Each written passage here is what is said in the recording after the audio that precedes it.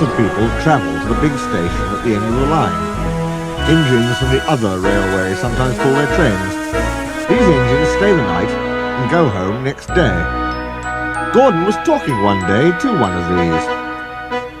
"When I was young and green," he said, "I remember going to London.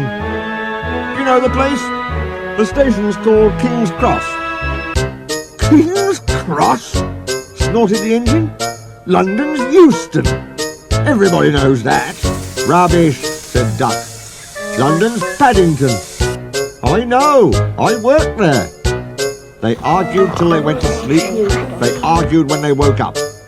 They were still arguing when the other engine went away.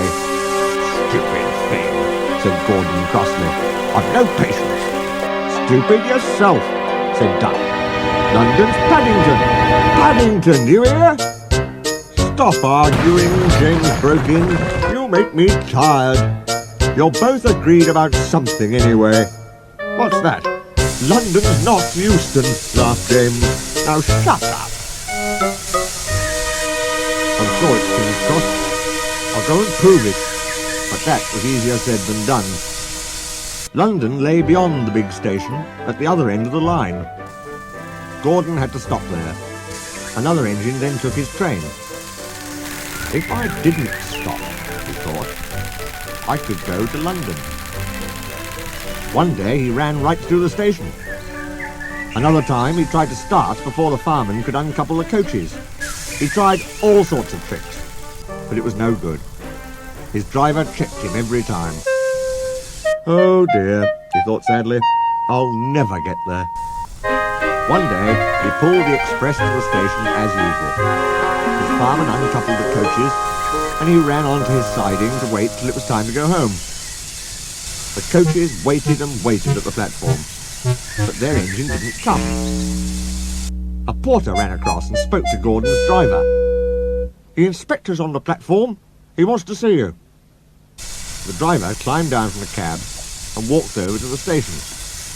He came back in a few minutes looking excited. "Hello," said the fireman. "What's happened?" "The engine for the express turned over when it was coming out of the yard. Nothing else can come in or out. They want us to take the train to London. I said we would if the Fat Controller agreed. They telephoned and he said we could do it. How's that?" "Fine," said the fireman. "We'll show them what the Fat Controller's engines can do." "Come on," said Gordon, "let's go." He rolled quickly over the crossings and backed onto the train. It was only a few minutes before the guard blew his whistle, but Gordon thought it was ages. "Come on! Come on!" he puffed to the coaches. "Come on, come on, come on, come on, come on, come on, come on! We're going to town, we're going to town," sang the coaches. Slowly at first, then faster and faster. "We're going to town, we're going to town, we're going to town, we're going to town." Gordon found that London was a long way away. "Never mind," he said. "I'd like a good long run to stretch my wheels." But all the same, he was glad when London came in sight. The Fat Controller came into his office next morning. He looked at the letters on his desk. One had a London postmark. "I wonder how Gordon's getting on," he said. The station master knocked and came in. He looked excited. "Excuse me, sir, have you seen the news?" "Not yet, why?" "Oh, just look at this, sir." The Fat Controller took the newspaper. "Good gracious me," he said. "There's Gordon. Headlines, too. Famous engine at London Station. Police called to control crowds." The Fat Controller read on, absorbed. Gordon returned next day. The Fat Controller spoke to his driver and fireman. "I see you had a good welcome in London." "We certainly did, sir. We signed autographs till our arms ached. And Gordon had his photograph taken from so many directions at once that he didn't know which way to look." "Good," smiled the Fat Controller. "I expect he enjoyed himself. Didn't you, Gordon?" "No, sir, I didn't."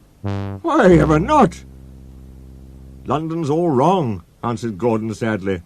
"They've changed it. It isn't King's Cross any more. It's St. Pancras."